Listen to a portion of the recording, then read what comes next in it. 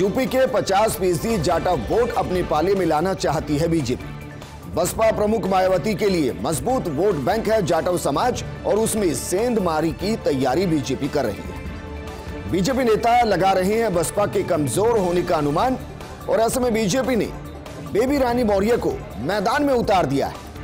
उत्तराखंड में राज्यपाल पद छोड़कर यूपी में सक्रिय हो गई हैं बेबी रानी मौर्य और बेबी रानी मौर्य जाटव उपनाम के साथ कार्यक्रमों में शामिल होंगी और जाटव वोट बैंक को कमल के निशान के साथ जोड़ने की कोशिश करेंगे। उत्तर प्रदेश में हर जिले का दौरा कर रही हैं बेबी रानी मौर्य और उनके दौरे से बसपा को एक बड़ा झटका लग सकता है, क्योंकि जो वोटर ये सोच रहे होंगे कि बसपा इस चुनाव में सरकार बनाने की स्थिति में नहीं होगी, वो दूसरे विकल्प की तरफ जा सकते हैं और विकल्प के तौर पर बीजेपी उनको अपना विकल्प देना चाहती है और इसलिए बेबी रानी मौर्य के जरिए जाटा वोट बैंक में सेंधमारी करने की तैयारी की गई है। फार्मा ग्लोबल इनोवेशन समिट में प्रधानमंत्री मोदी का संबोधन, कहा कि भारत की फार्मा इंडस्ट्री तेजी से आगे बढ़ रही है। कोरोना के दौरान हेल्थ केयर महत्व बढ़ा है। फार्मा सेक्टर ने चुनौतियों का सामना किया है। फार्मा सेक्टर भारत की अर्थव्यवस्था में बेहद अहम है। फार्मा सेक्टर ने वैक्सीन पर जबरदस्त काम किया है। 150 से ज्यादा देशों को दवाइयां निर्यात की है, जबकि कोरोना से पहले बहुत से सामान ऐसे हुआ करते थे, बहुत से इक्विपमेंट ऐसे हुआ करते थे जिनको हमें बाहरी देशों से निर्यात करना पड़ता था, लेकिन अब यह स्थिति नहीं है।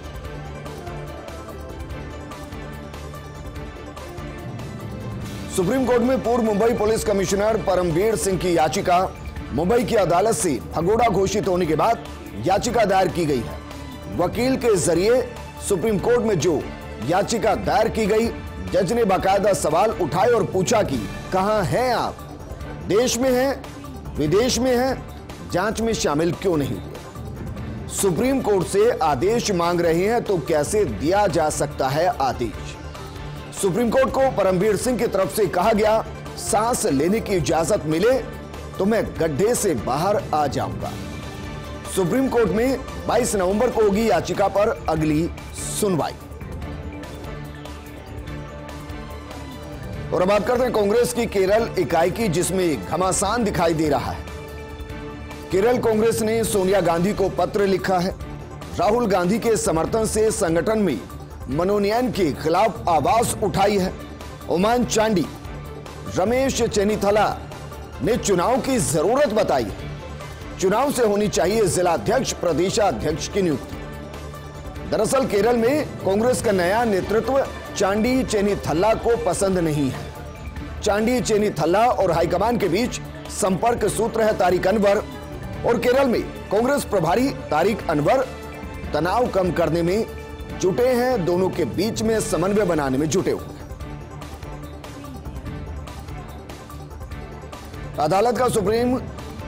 अदालत का सलमान खुर्शीद की किताब पर रोक से इनकार है।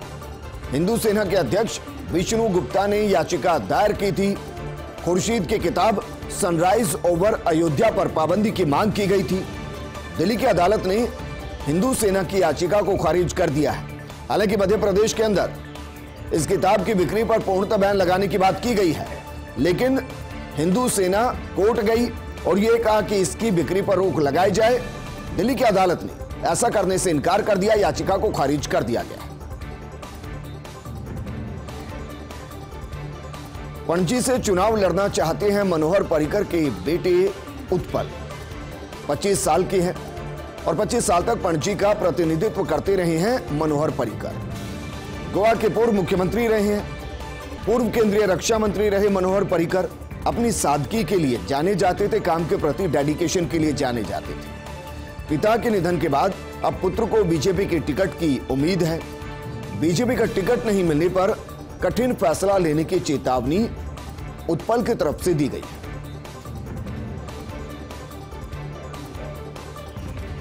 टाइम्स ऑफ इंडिया में अरविंद पनगड़िया का लेख, इसमें लिखा है कि देश के विकास में स्वतंत्र व्यापार का महत्वपूर्ण योगदान है। स्पेशलाइजेशन बढ़ाने, प्रोडक्शन कॉस्ट कम करने की जरूरत है।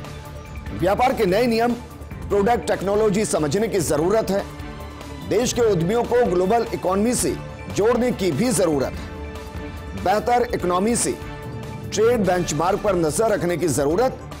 कोलंबिया यूनिवर्सिटी में इकोनॉमिक्स के प्रोफेसर हैं पानगढ़िया। और अब बात करते हैं टाइम्स ऑफ इंडिया के संपादकीय की। टारगेटिंग फूड, स्ट्रीट फूड शहरी जीवन का जरूरी हिस्सा, इस पर रोक गलत। गुजरात में अहमदाबाद सहित 4 शहरों में नॉनवेज फूड पर पाबंदी।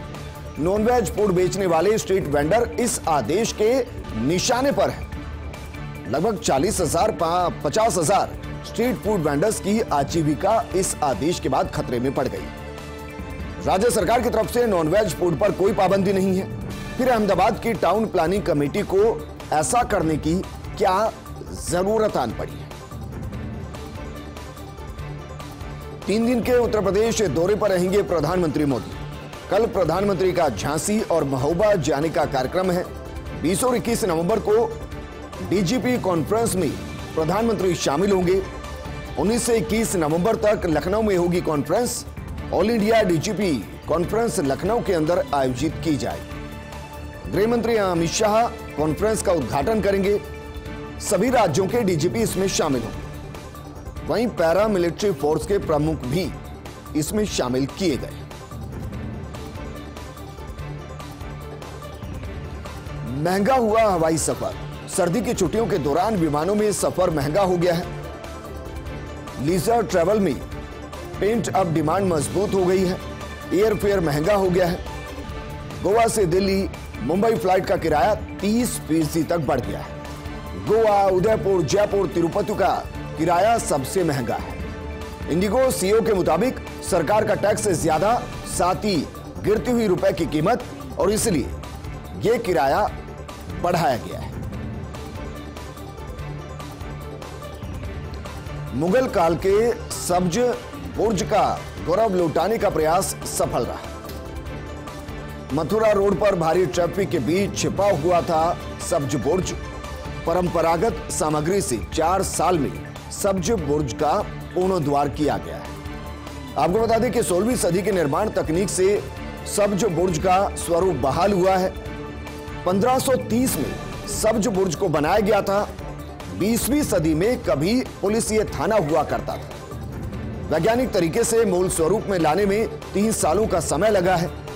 पुरातत्व विभाग और आगा खान ट्रस्ट का संयुक्त प्रयास सफल रहा।